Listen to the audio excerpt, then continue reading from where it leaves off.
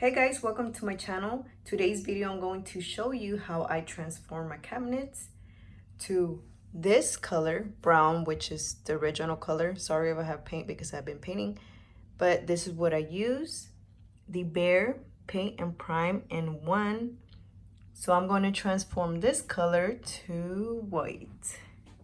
And this is how I paint. And this is the little things that I bought in Home Depot, and it actually works.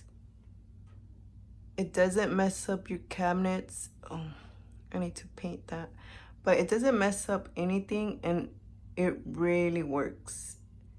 Since I've been wanting to try it, but this is how it looks. It's all white.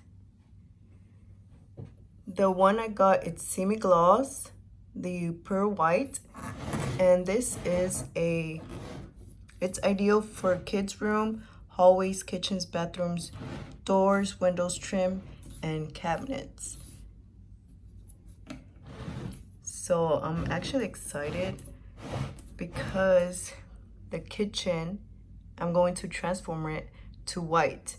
This was the cabinet's original color. It was just brown.